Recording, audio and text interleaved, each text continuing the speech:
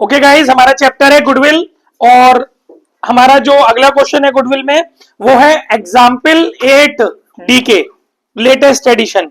सुनिए, ये पूरा नहीं करना है, पार्ट में करना है। ठीक है, अब इसमें दो पार्ट है जो मैं पढ़ा देता हूं, ध्यान से सुनिएगा। एक्चुअली इसके अंदर जो एडजस्टमेंट दी है ना, तो एडजस्टमेंट नंबर 1 और एडजस्टमेंट नंबर 3, ये दोनों एडजस्टमेंट हमें समझनी होंगी। एडजस्टमेंट नंबर 1 में क्या लिखा हुआ है, ध्यान से सुनिए। On 1 December 2022 a major repair was made in respect of the plant incurring 6000। देखो, उसने एक वर्ड यूज किया है, लिसन, इसने एक वर्ड यूज किया है मेजर। तो जब मेजर रिपेयर लिखा होता है, इसका मतलब होता है क्योंकि कभी कोई एक्सपेंसेस मेजर क्वांटिटी में आप कर रहे हो तो इट मींस कि वो रेवेन्यू एक्सपेंडिचर ट्रीट नहीं करना, उसको कैपिटल एक्सपेंडिचर की तरह से ट्रीट करना है। तो जब आपने मेजर रिपेयर कराई है 1 दिसंबर 2022 को 6000 रुपए की, लेकिन आपने क्या किया, which was charge to revenue, आपने उसको रेवेन्यू से चार्ज कर लिया। यानी आपके चक्कर में, आपकी इस बेवकूफी के चक्कर में 2022-23 का जो प्रॉफिट है वो डिक्रीज हो गया होगा, क्योंकि आपने उसको रेवेन्यू एक्सपेंडिचर मान लिया। ठीक है, फिर the paid sum is agreed to be capitalized for goodwill. अब आपको उसको कैपिटलाइज्ड करना है। Calculation subject to adjustment of depreciation of 10% per annum on reducing balance method. और आपका जो डेप लगेगा उस पे वो रिड्यूसिंग बैलेंस मेथड से लगेगा। तो गाइस, जो 2022-23 का प्रॉफिट होगा ना आपका, उस प्रॉफिट को आप जब रेक्टिफाई करोगे तो वैसे आपका 2022-23 का जो क्वेश्चन में प्रॉफिट दिया हुआ है वो दिया हुआ है बच्चों आपको 20,000। इस 20,000 के प्रॉफिट में आपको 6,000 रुपए ऐड करने पड़ेंगे, क्योंकि वो रेवेन्यू एक्सपेंडिचर था नहीं था, वो कैपिटल एक्सपेंडिचर था, पर आपने उसको रेवेन्यू एक्सपेंडिचर मान करके अननेसेसरी लेस कर दिया था, तो अब आप उसको ऐड करोगे। और इसके साथ साथ आप समझो कि जब वो कैपिटल, अब आपने उसको कैपिटलाइज्ड कर दिया, इट मींस कि वो असेट्स बन गया और उस पर आपको 10% की डेप्थ ईच ईयर में लेस करनी चाहिए थी, जो कि 1 दिसंबर 2022 से शुरू होगी डेप्थ, और जो रिड्यूसिंग बैलेंस मेथड से लगेगी। तो 6,000 रुपए का 10% और केवल दिसंबर, जनवरी, फरवरी, मार्च, 4 महीनों के लिए, क्योंकि 22-23 का सेशन मार्च में खत्म हो जाएगा। 4 महीनों के लिए आपकी डेप लगेगी अभी फिलहाल। 200 रुपए की डेप जो अभी तक माइनस नहीं हुई है वो आपको माइनस करनी पड़ेगी। ठीक है, एक तो ये हो गया। अच्छा, नेक्स्ट ईयर की अगर हम देखें 2023-24, जिसका हमें प्रॉफिट दिया हुआ है 30,000। बच्चों, डेप जब लगनी शुरू होती है ना तो हर ईयर में लगती है, तो नेक्स्ट ईयर में भी डेप लगेगी क्योंकि वो तो असेट्स बनी हुई है ना। लेकिन यहां पर ये मैटर करता है कि डेप का मेथड क्या है, आपका रिटन डाउन वैल्यू मेथड है, रिड्यूसिंग बैलेंस मेथड है। तो जो नेक्स्ट ईयर डेप लगेगी इस 30,000 में से, जो अभी तक माइनस नहीं हुई है, जो अब होगी एज अ नॉर्मल एक्सपेंसेस, वो कितनी होगी, वो होगी 6,000 में से पहले आपको ये 200 रुपए माइनस करने पड़ेंगे। इसका होगी पूरी साल भर की 10%, वो आपकी माइनस होगी 580 रुपए। आई होप समझ में आ रही होंगी मेरी बातें। ठीक है, एक तो ये था, बाकी तो पूरा क्वेश्चन आप अपना सॉल्व कर लेना। इसके बाद इसका पॉइंट नंबर 3 है, to cover management cost on an annual charge of ₹4800 should be made for the purpose of goodwill. ये मालूम है ये पॉइंट मैंने क्यों टेक किया है, ये है रिम्यूनरेशन, मतलब मैनेजमेंट कॉस्ट है ये। तो जो मैनेजमेंट कॉस्ट होती है ना, उसको आपको ईच ईयर के प्रॉफिट में से लेस करना चाहिए। और guys, we are adopting weighted average profit method, और in weighted average profit method आपको हर ईयर के प्रॉफिट में से इंडिविजुअली लेस करना पड़ेगा। सिंपल एवरेज प्रॉफिट मेथड में आप क्या करते थे, अगर कोई एक चीज ईच ईयर के लिए कॉमनली प्लस या माइनस हो रही है तो उसको लास्ट में एवरेज निकाल करके वन टाइम में प्लस या माइनस कर देते थे। लेकिन ये गलती वेटेड में मत कर देना। वेटेड में आप जब ईच ईयर का प्रॉफिट बनाओगे, प्रॉफिट ईच ईयर के प्रॉफिट के लिए टेबल बनाओगे, तो हर ईयर के प्रॉफिट में से ये वाले आपके 4,800 रुपए माइनस होंगे, कोई एवरेज में से एक बार माइनस नहीं होंगे वेटेड के अंदर। समझ में आ गई बात। एग्जाम्पल 5 डीके, देखिए इसमें क्या कह रहा है बेटा, ये फुल करना है। ए और बी पार्टनर है, profit sharing, profit losses in the ratio 2:1. They decided to take C into partnership for 1/5 share on 1st April 2022. For this purpose, goodwill is to be valued at 80% of the average annual profit. इस बार number of year purchases नहीं है, goodwill की calculation करते समय जो average annual profit आएगा उसका 80% कर देना, डायरेक्ट फर्म की गुडविल आ जाएगी। नंबर ऑफ ईयर परचेजेस का मल्टीप्लाई नहीं होगा, गुडविल का जो फॉर्मूला होगा वो ये नहीं होगा कि actual average profit into number of year purchases, बल्कि एक्चुअल एवरेज प्रॉफिट इनटू 80%। ठीक है, तो इसमें लेकिन एक चीज और बोली है इसने, प्रॉफिट्स ऑफ द प्रीवियस 3 और 4 years whichever is higher. मतलब अब आपको क्या करना पड़ेगा, पिछले 3 वर्षों का एवरेज प्रॉफिट निकालना पड़ेगा और पिछले 4 वर्षों का एवरेज प्रॉफिट निकालना पड़ेगा। दोनों में से जिसका एवरेज प्रॉफिट हायर आएगा आपको उसको मल्टीप्लाई कर, उसका 80% आपको करके गुडविल निकालनी है। ठीक है ना। अब यहां पर जो कंफ्यूजन आता है ना, वो बड़ा यूनिक कंफ्यूजन आता है। क्यों आता है यूनिक कंफ्यूजन? क्योंकि क्वेश्चन में आपको 4 ईयर के प्रॉफिट दिए हुए हैं। जब आप 4 ईयर के प्रॉफिट का एवरेज करोगे तो देयर इज नो कंफ्यूजन, चारों को जोड़ो, 4 का डिवाइड लगाओ। लेकिन जब बात आती है 3 ईयर के प्रॉफिट का एवरेज निकालने की, तो कई बार बच्चे गलत कर देते हैं कि वो कौन से 3 ईयर आप उठाएंगे, ये आपको समझना पड़ेगा। देखो आपको, आप नए वाले पार्टनर को कब इन्वॉल्व कर रहे हो, 1 अप्रैल 2022। ठीक है, तो आपके जो 3 ईयर होने चाहिए ना, वो जस्ट प्रीवियस होने चाहिए, इमीडिएट प्रीसीडिंग होने चाहिए। ये बात भेजे में रखना, पेपर में ये बात काम आएगी अगर भूल गए तो। मतलब अगर इस तरह का क्वेश्चन आ गया तो कंफ्यूजन में यही चीज आपको, मेरे 2 वर्ड याद आएंगे, इमीडिएट प्रीसीडिंग। इमीडिएट प्रीसीडिंग कौन से होंगे? 1 अप्रैल 2022। सुमित चैटिंग कर रहे हैं, सुमित बघेल, सुमित बघेल नियर लाल मस्जिद, ठीक है ना, बघेल फैमिली से हैं ये, बहुत सारे बघेल वहीं रहते हैं और ये होली पब्लिक में पढ़ते हैं और ये चैटिंग कर रहे हैं बैच में। हाँ जी, तो क्या कहते हैं बेटा, मैं क्या बता रहा था कि आपका जो पिछले 3 वर्ष होंगे वो कौन से होंगे, इमीडिएट प्रेसिडिंग। 1 अप्रैल 2022 को आप ज्वाइन कर रहे हैं, नए पार्टनर को ज्वाइन करा रहे हैं, तो 31 मार्च 2022, 31 मार्च 2021 और 31 मार्च 2020, इन 3 ईयर का प्रॉफिट। और जबकि क्वेश्चन में आपको 31 मार्च 2019 का भी प्रॉफिट दिया हुआ है, तो कई बार बच्चे क्या करते हैं, ऊपर के 3 ईयर उठा लेते हैं, क्योंकि क्वेश्चन के अंदर जो लिखने का लहजा दिया है ना, वो ऐसा दिया हुआ 2019, 2020, 2021, 2022। आपको लगेगा 3 ईयर उठाने, ऊपर के 3 ईयर उठा लोगे उससे खेल हो जाएगा, और ये खेल होता भी है क्वेश्चन में। ठीक है, तो ध्यान रखिएगा, इमीडिएट प्रीसीडिंग। 3 का एवरेज करिए, 3 ईयर का एवरेज कर रहे हैं, आपका आ रहा है 2 लाख, सॉरी आपका एवरेज आ रहा है 92,000, और जब आप 4 ईयर के प्रॉफिट का एवरेज कर रहे हैं तो वो आ रहा है 93,500। तो विच है, कौन सा हायर है? 93,500 4 ईयर वाला, उसी का सीधे सीधे आप 80% निकालोगे तो आपको मिल जाएगा 74,800 and that is the answer. समझ में आ गया? चलिए आगे बढ़ते हैं। हमारा इलस्ट्रेशन 4 डीके गोयल, ये आपको पूरा नहीं करना है, पार्ट में करना है। देखिए इसका कौन सा पार्ट हमारे लिए समझने योग्य है? First part, during the year ended 31 March 2020 an assets of the original cost of ₹2 lakh which book value of ₹1,50,000। एक असेट्स जिसकी ओरिजिनल कॉस्ट 2 लाख रुपए है और उसकी बुक वैल्यू 31 मार्च 2020 को जो बुक वैल्यू है वो है 1.5 लाख, उस असेट्स को आपने बेचा 1,24,000 में। तो गाइज एक बात मैं आपको बता दूं, जब आपको बुक वैल्यू दी होती है ना, तो वहां पर ओरिजिनल कॉस्ट की वैल्यू खत्म हो जाती है, क्योंकि आपको जो प्रॉफिट और लॉस आइडेंटिफाई करना है वो आपके लिए होना चाहिए। आपको उसके लिए आपको 2 चीजें पता होनी चाहिए, एक तो बुक वैल्यू और एक सेल प्राइस। तो जो ओरिजिनल कॉस्ट दी है वो इमैटेरियल है, उसका कोई यूज नहीं है। तो आपकी जो बुक वैल्यू 1.5 लाख है, आपका सेल प्राइस है 1,24,000, तो मैम आपको लॉस हो गया। और विदाउट एनी इंफॉर्मेशन ये एज्यूम किया गया है ना कि ये लॉस कंसीडर कर लिया गया है 31 मार्च 2020 को जो प्रॉफिट आया है उसमें, यानी कि 31 मार्च 2020 को जो आपका प्रॉफिट आपको क्वेश्चन में दिया हुआ है जो है 60,000, उसमें ये माना जा रहा है कि ये लॉस आपने घटा रखा है।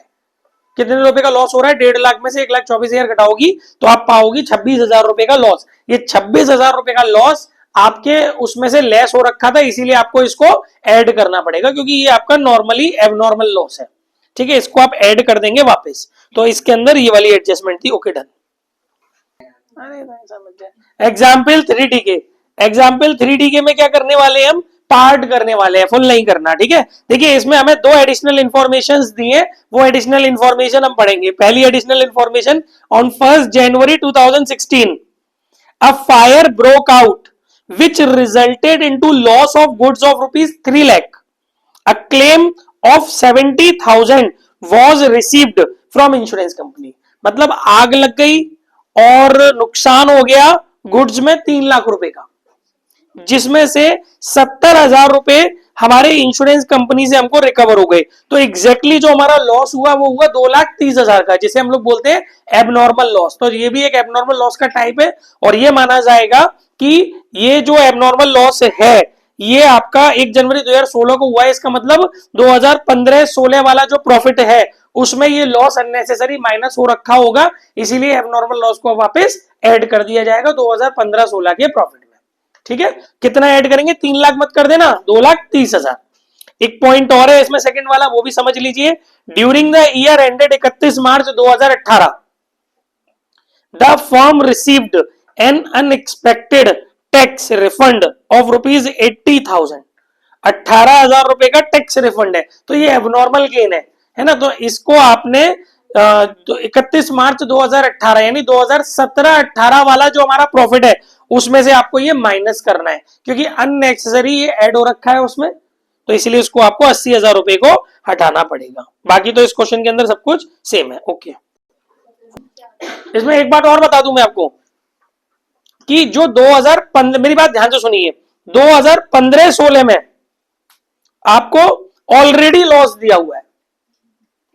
2015-16 में आपको ऑलरेडी माइनस के 60,000 रुपए का लॉस दिया हुआ है, प्रॉफिट की जगह पर क्वेश्चन के अंदर लॉस है, और उसमें आप ऐड करोगे 2,30,000, है ना। तो कैलकुलेशन तो सब जानते ही हो, 1,70,000 बचेगा। ये चीज ध्यान रखना, गलती मत कर देना।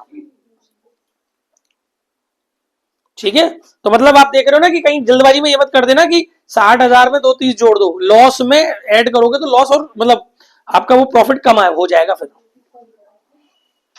अब कौन सा अगला, प्रैक्टिकल 8DK, यानी अब हम लोग प्रैक्टिकल पर भी आ गए। प्रैक्टिकल 8DK, और ये करना है पार्ट में, फुल नहीं करना, पार्ट। देखिए इसमें एक पॉइंट दिया हुआ, point number 4, goods have not been insured but it is thought to insure them in future. The insurance premium is estimated at 400 rupees per year. मतलब आपने अपने गुड्स को अभी तक इंश्योरेंस नहीं कराया, लेकिन अब आपका थॉट है कि आप कराना चाह रहे हैं, तो गाइज आपको अब क्या करना पड़ेगा, हर ईयर के प्रॉफिट में से ये 400 रुपए माइनस करने पड़ेंगे। और अब ये मेथड इसमें कौन सा लगाना है आपको, वेटेड वाला, तो आपको इंडिविजुअली हर ईयर में से माइनस करने पड़ेंगे। एवरेज वाला सिस्टम नहीं चल पाएगा कि वन टाइम माइनस कर दे, ऐसा नहीं होगा, हर ईयर के प्रॉफिट में से इसको माइनस करने पड़ेंगे। पॉज कर दो मैम। देखिए तो प्रॉफिट ऑफ दी, मैम सुन रही होंगी जहां भी होंगी, प्रॉफिट ऑफ 2024 इंक्लूड्स, चलिए आपकी आवाज जा रही बेटा उसमें ना, profit of 2024 include 5,000 of income on investment. तो बात समझो, वो क्या कह रहा है कि आपने इन्वेस्टमेंट से इनकम अर्न की है। इन्वेस्टमेंट पर आपको इन्वेस्टमेंट से इनकम क्या होती है, सीधी सी बात है, इंटरेस्ट ही होती है। आपको इंटरेस्ट रिसीव्ड हुई है और वो आपकी 5,000 रुपए की इनकम इंक्लूड है 2024 के प्रॉफिट में। तो आप क्या करने वाले हो, सीधी सी बात है कि वो एबनॉर्मल गेन हो गया, उसको आप लोग माइनस कर लेना। ठीक है साहब, और इसमें कुछ मंथ का हिसाब तो है नहीं। ठीक है, बस इसके अंदर इतना ही था, आगे बढ़ते हैं। नेक्स्ट क्वेश्चन है प्रैक्टिकल 4DK। ये भी आपको फुल नहीं करना, पार्ट करना है। इसमें समझिए क्या है, इसके अंदर दो पॉइंट है। जो आपको 31 मार्च 2020 का प्रॉफिट दिया हुआ है ना 1 लाख रुपया, इसमें लिखा हुआ है after debiting loss of stock by fire 50,000। तो भैया मैंने पहले भी शायद बताया था, नहीं बताया तो वापस बता देता हूं। स्टॉक का जो लॉस है, loss of stock by fire abnormal loss होता है, इसको आपको ऐड करना पड़ेगा। ठीक है, दूसरा इसमें एक और पॉइंट दिया हुआ है, 31 मार्च 2021 में आपको ऑलरेडी लॉस दिया हुआ है 1.5 लाख रुपए का, और वहां पर इन्होंने एक पॉइंट डाला है, include voluntary retirement compensation paid. मतलब आपने वॉलेंट्री रिटायरमेंट कंपनसेशन पेड किया है, तो भाई ये जो होता है वो आपका नॉर्मल एक्सपेंसेस नहीं है, एबनॉर्मल एक्सपेंसेस है। वॉलेंट्री रिटायरमेंट कंपनसेशन आप पेड कर रहे हो तो आप इसको लेस क्यों कर रहे हो उसके अंदर से, क्योंकि ये कोई डेली होने वाला खर्चा तो है नहीं।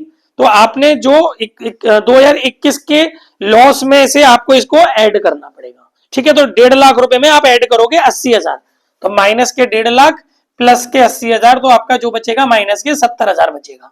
और कोई एडजस्टमेंट होगी तो वो लग जाएगी, मेन एडजस्टमेंट मैंने समझा दिया। अच्छा, इसमें एक पॉइंट और है, पॉइंट नंबर सेकंड, यहां लिखा हुआ है एक ऑन 1 जुलाई 2021, यानी ये जो बात हो रही है 1 जुलाई 2021, इसका मतलब ये किस प्रॉफिट में से एडजस्टमेंट होगा, 2021-22 के प्रॉफिट में से एडजस्टमेंट होगा। 1 July 2021 two computer costing 40,000 each were purchased and were debited to travelling expenses account. भाई आपने कंप्यूटर खरीदे टोटल 80,000 रुपए के, 40,000 रुपए का एक, तो भाई आपने उसको ट्रेवलिंग एक्सपेंसेस में क्यों डेबिट कर दिया, वो तो असेट्स है। तो आपने उस ईयर के प्रॉफिट को अननेसेसरी माइनस कर दिया था। तो आप क्या करोगे, 2021-22 का जो प्रॉफिट दिया हुआ है 1.5 लाख रुपए आपको, उसके अंदर ऐड कर दोगे 80,000 रुपए। अब लेकिन ये आपकी एसेट्स बन गई, तो अब आपको यहां से आपको डेप लगाना पड़ेगा, ठीक है। तो जो डेप लगेगा वो 80,000 रुपए पे लगेगा, और इसमें दिए 10% per annum straight line method से, तो 80,000 का 10%। और भाई आपका जो मंथ रहेगा जुलाई से 1 जुलाई, तो यानी कि 10 महीने हो गए, अब नहीं 10 नहीं 9 महीने हो गए, अप्रैल मई जून निकल गया ना, तो 1 जुलाई से आने वाले 31 मार्च तक 9 महीने की ब्याज लगेगी। पहले 10 महीने पहले पूरा 10% निकालो, वैसे कायदे से लगा करेगी 8,000, लेकिन जो आपका 2021-22 वाला प्रॉफिट है उसमें लगेगी 8,000 का 9 मंथ, तो ये आएगा आपका 6,000। तो आपको 21-22 के प्रॉफिट में जो डेप माइनस करनी है वो करनी है 6,000, लेकिन 22-23 का जो प्रॉफिट दिया है 2 लाख, उसमें जो डेप माइनस करनी है वो करनी है 8,000, क्योंकि स्ट्रेट लाइन मेथड है। अगर रिटन डाउन वैल्यू मेथड होता तो फिर डेप अलग तरीके से निकलती, ठीक है। बस इतना ही था इस क्वेश्चन में। नेक्स्ट क्वेश्चन है गाइस प्रैक्टिकल 45 डीके।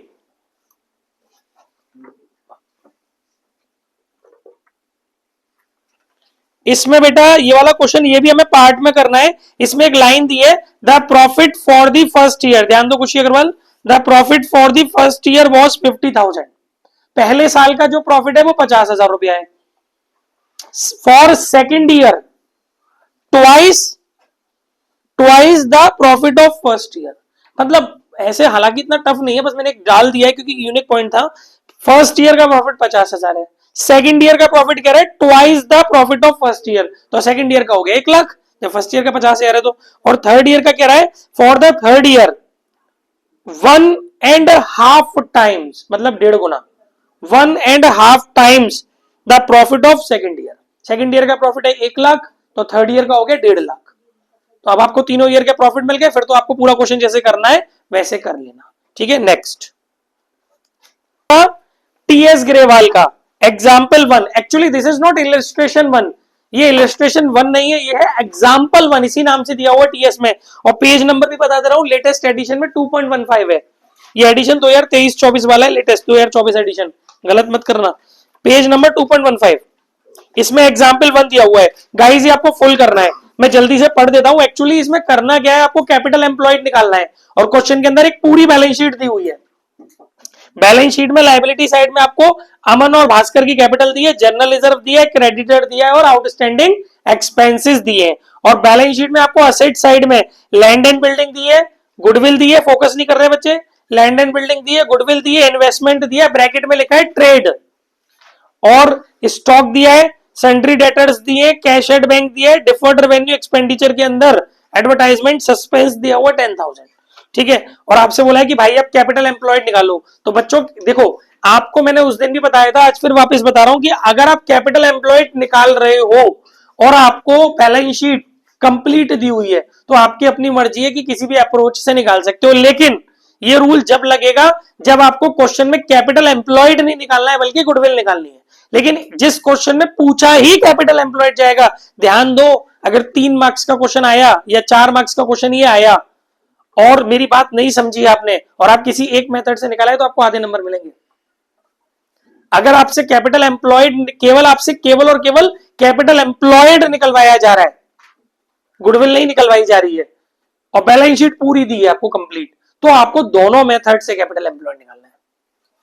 तो यानी कि यहां पर आपको लायबिलिटी साइड अप्रोच से भी निकालना पड़ेगा और असेट साइड अप्रोच से भी निकालना पड़ेगा। लायबिलिटी साइड अप्रोच से निकालेंगे तो मैंने गाइस आपको फॉर्मूला बताया था कि capital plus current plus reserve surplus minus fictitious assets minus goodwill if any minus non trade investment sir.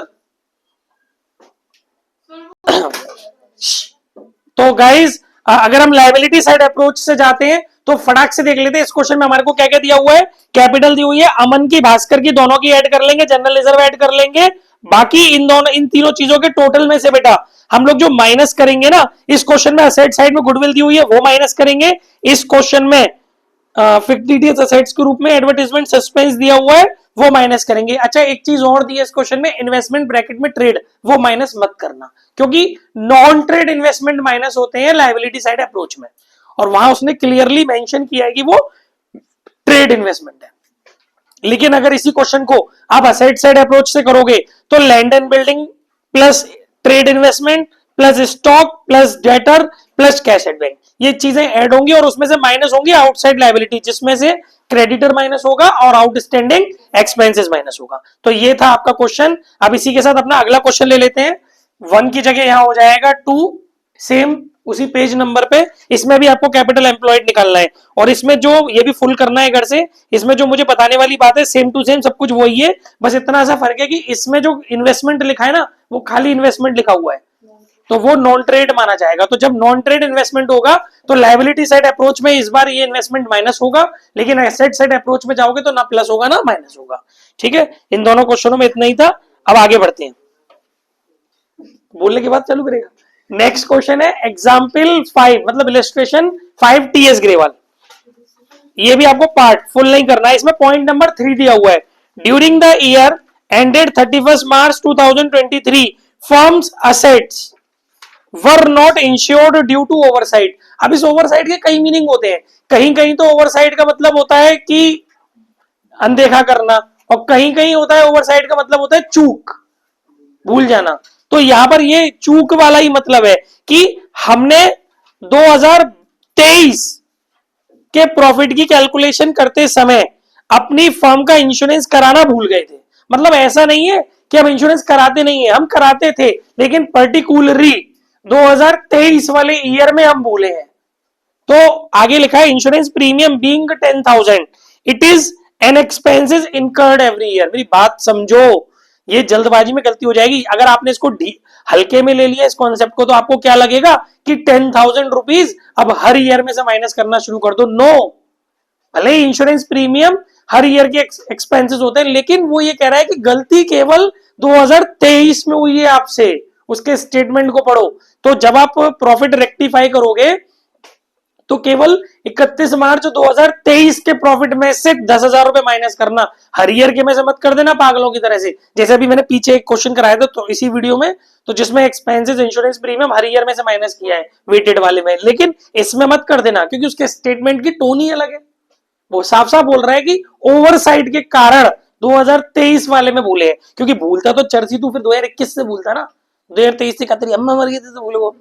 ठीक है, चलो हमारा नेक्स्ट है हमारा बेटा illustration 1 TS Grewal full. Guys इसमें है ना आपको गुडविल, सुनिए इसमें गुडविल अलग ही लहजे में निकालनी है, ना तो सुपर है ना एक्चुअल है ना ही कैपिटलाइजेशन है, अलग ही तरीके का गुडविल है। ये है जब आप किसी के बिजनेस को परचेज कर रहे हो, तो एक्चुअली ये जो गुडविल है ना, ये जो आपको मैं अभी इलस्ट्रेशन 1 में गुडविल समझा रहा हूं, ये परचेज्ड नेचर गुडविल है। और अभी तक आप जो गुडविल निकाल रहे थे वो सेल्फ जनरेटेड गुडविल थी, है ना। तो ये परचेज्ड नेचर गुडविल सीख रहे हो अब आप।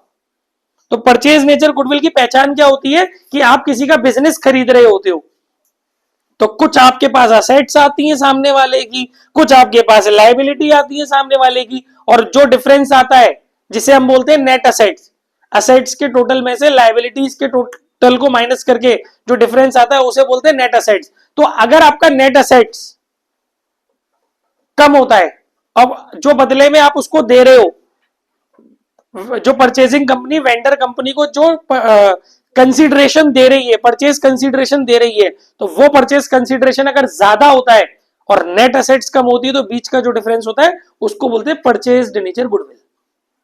तो ये इस क्वेश्चन में परचेज्ड नेचर गुडविल निकालनी है, तो इसने बोला है कि ना केवल परचेज्ड नेचर गुडविल निकालो बट ऑल्सो उसकी जनरल एंट्री भी करो।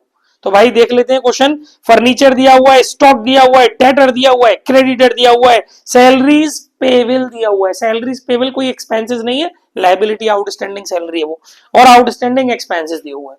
तो वो ये बोल रहा है कि Amrit daily needs acquired the business of Shivam. Amrit ने खरीदा शिवम का बिजनेस, और ये जो डिटेल्स मैंने आपको दी हैं वो इसमें लिखा है कि the assets acquired and liabilities taken over are, मतलब ये शिवम की असेट्स और शिवम की लायबिलिटीज है, और इसके बिजनेस को टेकन ओवर किया है अमृत ने। और यहां पर ये भी लिखा है for net purchase consideration of ₹5 lakh paid by cheque. ये परचेज कंसिडरेशन का पेमेंट भी हुआ है चेक से। तो अब आपसे बोल रहा है कि जनरल एंट्री ठोको, तो ठोक लो भाई। तुम पे इसकी मतलब किसके यहाँ ठोकनी है जनरल एंट्रियां? ये जनरल एंट्रियां ठोकनी है आपको अमृत के यहाँ, ठीक है। तो जब आप अमृत के यहाँ जनरल एंट्रीज कर रहे हो गुडविल की, क्योंकि बेचने वाले के लिए गुडविल नहीं है, खरीदने वाले के लिए गुडविल है, तो जब आप इसकी जनरल एंट्री कर रहे हो गुडविल की, मतलब इस पूरे कॉन्सेप्ट की जनरल एंट्री कर रहे हो, तो जो जो असेट्स आपने खरीदी है वो सब कर देंगे debit, like furniture debit 10,000, stock debit 7.5 lakh, debtors debit 1.5 lakh, और लाइबिलिटीज क्रेडिट कर देंगे, क्रेडिटर क्रेडिट 5,20,000, सैलरीज पेबल, खुशी अग्रवाल को नींद आते हुए, salaries payable 75,000, outstanding expenses credit हो जाएंगे 15,000। और एक चीज और क्रेडिट करनी पड़ती है कि वेंडर कंपनी का नाम जिसका हमें पैसा देना है, क्योंकि उसको हम पैसा देंगे तो अभी वो हमारी लाइबिलिटी है, तो उसको क्रेडिट करना पड़ेगा टू शिवम। और यहां पर रखना होता है परचेज कंसिडरेशन। मैंने अभी इस एंट्री में आपको डेबिट जो होना है वो बताया, इस एंट्री में चीजें जो क्रेडिट होनी है वो बताया, और ये बताया साथ के साथ लाइबिलिटीज के साथ साथ शिवम जो कि एक लाइबिलिटी बन गया है उसको भी हमने क्रेडिट किया 5 लाख रुपए से। अब इस एंट्री को जब हम बैलेंस करते हैं तो हम क्या पाएंगे कि क्रेडिट साइड का टोटल ज्यादा आ रहा है, डेबिट साइड का टोटल कम आ रहा है, तो जो डिफरेंस है वो डेबिट साइड में गुडविल के नाम से डाल दिया जाएगा और उसका अमाउंट निकल के आएगा 2 लाख रुपया, जो कि बैलेंसिंग फिगर है, ठीक है ना। तो वो जो 2 लाख रुपया है वो बैलेंसिंग फिगर में आप डेबिट करोगे। तो ये तो हो गई आपकी फर्स्ट एंट्री। अब आप इसका पेमेंट भी कर रहे हो, शिवम को पैसे दे रहे हो चेक से, तो Shivam debit to bank 5 lakh रुपए। आ गया समझ में? क्वेश्चन है हमारा प्रैक्टिकल 32, प्रैक्टिकल 32 टीएस ग्रेवाल। देखो भाई पार्ट फुल नहीं करना, इसमें एक लाइन दी हुई है, on 1 April 2018 a firm had assets of ₹1 lakh excluding stock of 20,000। देखो क्या लिखा हुआ है कि फर्म के पास असेट्स है 1 लाख रुपए की एक्सक्लूडिंग स्टॉक, और the current liabilities were 10,000 and the balance constituted partners capital account. तो भाई एक बात बताओ कि अगर आपको इस क्वेश्चन के अंदर कैपिटल एम्प्लॉयड निकालना है, एक्चुअली निकालनी तो गुडविल है, तो गुडविल निकालने के लिए सुपर प्रॉफिट मेथड से कैपिटल एम्प्लॉयड चाहिए होगा, तो कैपिटल एम्प्लॉयड निकालोगे तो इसमें आपको असेट साइड अप्रोच लगानी है। तो भैया असेट साइड अप्रोच कहती है कि सारी असेट्स का टोटल करो, तो भाई जो आपकी असेट्स मानी जाएगी ना वो 1 लाख रुपए नहीं मानी जाएगी, बल्कि 1 लाख रुपए में 20,000 रुपए की स्टॉक भी आपको ऐड करनी पड़ेगी, क्योंकि स्टॉक किस खुशी में एक्सक्लूड कर रहे हो? रूल में तो स्टॉक एक्सक्लूड करना है नहीं, रूल में तो एक्सक्लूड करना नॉन ट्रेड इन्वेस्टमेंट है, फिर टीडीएस असेट्स है और गुडविल है, तो ये क्यों एक्सक्लूड कर रहे हो? इसीलिए इसको आप उसमें इंक्लूड करो। 1 लाख में 20,000 इंक्लूड करके उसमें से 10,000 रुपए की करंट लायबिलिटी जब आप माइनस करोगे तब आपको 1,10,000 रुपए का कैपिटल एम्प्लॉयड मिलेगा, ठीक है बॉस? क्यों हंस रहे हो? नेक्स्ट है आपका गाइज, नेक्स्ट क्वेश्चन है आपका प्रैक्टिकल 14 टीएस ग्रेवाल फुल। वो खेल करो और अन्वेषा अग्रवाल। देखिए प्रैक्टिकल 14 टीएस ग्रेवाल, बेटा ध्यान से सुनिएगा क्वेश्चन अच्छा है। A and B were partner in a firm sharing profit equally. Guys इनके प्रॉफिट आपको इक्वल दिए हुए हैं। देयर कैपिटल वर, ए का दिया 1,20,000, बी की कैपिटल दी हुई है 80,000। आगे बोल रहा था annual rate of interest is 20%। ये क्या चीज है पता है? ये आपका वो है क्या, ये आपका एनआरआर है, नॉर्मल रेट ऑफ रिटर्न है। Profit of the firm for the last 3 year were 34,000, 38,000 and 30,000. They admitted C as a new partner. On C's admission, goodwill of the firm was valued at 2-year purchase of the super profit. Calculate the goodwill of the firm on she's admission. Sir इसमें क्या है, आपने हमने पूरा question पढ़ लिया, हमें तो कुछ भी नहीं लगा, आपने मोस्ट इंपोर्टेंट बता दिया है, तो कायदे से तो मुझे बताना नहीं चाहिए कि इसमें क्या है, लेकिन फिर भी मैं बता देता हूं क्योंकि यू आर सो दुष्ट। सुनिए, इसमें यह है, जब आप पूरा क्वेश्चन सॉल्व करोगे ना, तो आपको एक सबसे शानदार बात नजर आएगी, मालूम है क्या, आपका सुपर प्रॉफिट नेगेटिव आएगा। पहली बार एक ऐसा क्वेश्चन है जिसके अंदर आपका सुपर प्रॉफिट नेगेटिव आएगा, और जिस क्वेश्चन में सुपर प्रॉफिट नहीं होता, जिस क्वेश्चन के अंदर सुपर प्रॉफिट नहीं होता ना बेटा, उस क्वेश्चन में गुडविल नहीं होती। जिस फर्म का सुपर प्रॉफिट नहीं है उस फर्म की कोई गुडविल नहीं है। सुपर प्रॉफिट मेथड के अंदर अगर आपका सुपर प्रॉफिट नहीं है, तो अगर आपका सुपर प्रॉफिट नेगेटिव आ रहा है या जीरो आ रहा है, तो उस फर्म की गुडविल जीरो होगी। तो इसके आंसर में पागल मत हो जाना कि माइनस में इंटू कर दो नंबर ऑफ ईयर परचेजेस का और माइनस में गुडविल निकाल लिया किसी की। ठीक है, चलो ओके गाइस, अब हमारा नेक्स्ट क्वेश्चन है प्रैक्टिकल 12 टीएस ग्रेवाल। देखिए इसमें है ना, फुल नहीं करना, आपको पार्ट करना है बेटा, बात नहीं। इसमें एक लाइन लिखी हुई है, goodwill is to be valued at 4 years purchase of profits in excess of profit at the rate 15% of the money invested। देखो इसने क्या किया है, सुपर प्रॉफिट मेथड को एक्सपेंड करके बोल दिया है। बहुत से बच्चे कंफ्यूज हो जाएंगे कि इसके अंदर मेथड कौन सा लगेगा, क्योंकि बेटा इसने ऑलरेडी बोला हुआ है क्वेश्चन में कि the normal rate of return in the industry is 15%। मतलब वो ये कह रहा है कि आपकी एनआरआर जो है वो 15% है। फिर आगे बोल रहा है goodwill is to be valued at 4 year purchase of profit in excess of profit at the rate 15%। तो भैया वही तो सुपर प्रॉफिट होता है। सुपर प्रॉफिट का मतलब क्या होता है, सुपर प्रॉफिट की फॉर्मूला होता है actual profit minus normal profit. तो यानी कि अगर हम इसको डेफिनेशन में लें तो नॉर्मल से जो एक्सेस पार्ट है प्रॉफिट का आपकी फर्म में, दैट इज सुपर प्रॉफिट। क्योंकि actual profit in the sense कि आपकी फर्म में क्या प्रॉफिट आ रहा है, नॉर्मल प्रॉफिट मतलब इंडस्ट्री स्टैंडर्ड्स क्या है इस समय उस प्रॉफिट के, दोनों का जो डिफरेंस है वही तो सुपर है। तो उसने आपसे सीधी सीधी ये बोला है कि आप गुडविल सुपर प्रॉफिट मेथड से निकालो, बस आपको पहचानना आना चाहिए। ठीक है, चलिए नेक्स्ट, लास्ट क्वेश्चन है आपका इस चैप्टर का, प्रैक्टिकल 10 टीएस ग्रेवाल। फुल करना है और सेल्फ करना है, प्रैक्टिस प्रॉब्लम है। मैं इसमें कुछ भी नहीं समझाऊंगा, बस आपको पढ़ के बता दे रहा हूं एक बार। Raman and Daman are partner sharing profit in the ratio 60:40 and for the last 4 years they have been getting annual salary of rupees 50,000 and 40,000 respectively। दोनों पार्टनरों का पीएसआर दिया और दोनों पार्टनरों की एनुअल सैलरी दी हुई है।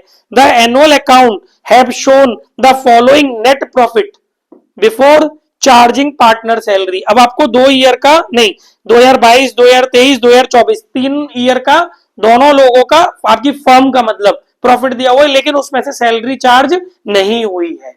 आगे इसने बोला है on 1 April 2024 Jinu is admitted is to the partnership for 1/4 share in the profit. जो नया पार्टनर है जीनू, वो एडमिट हो रहा है फर्म में विदाउट एनी सैलरी, मतलब उसको कोई सैलरी नहीं मिलेगी। Goodwill is to be valued at 4 years of purchase of weighted average profit of last 3 years after partner salary। मतलब आपका जो प्रॉफिट होना चाहिए ना, वो उस प्रॉफिट में से पार्टनरों की सैलरी चार्ज हो जानी चाहिए। ठीक है, तो profit to be weighted 1, 2, 3 the greatest weight being given to the last year. मतलब 3 वाला जो वेट है वो आपको 2024 के प्रॉफिट को देना है, 2 वाला वेट 2023 के प्रॉफिट को देना है, और 1 वाला वेट 2022 के प्रॉफिट को देना है। अब आपको इसमें क्या करना है, जब आप वेटेड वाले मेथड से जाओगे तो आपको पता है एक्चुअल प्रॉफिट आना है, एक्चुअल प्रॉफिट निकालते हैं। एक्चुअल प्रॉफिट निकालने के लिए आपको क्या करना पड़ेगा, हर ईयर के प्रॉफिट में से दोनों पार्टनरों की सैलरी ईयर वाइज माइनस करते हुए जाना पड़ेगा, तब आएगी सैलरी। बाकी तो आप पूरा कर ही लोगे। Okay, done.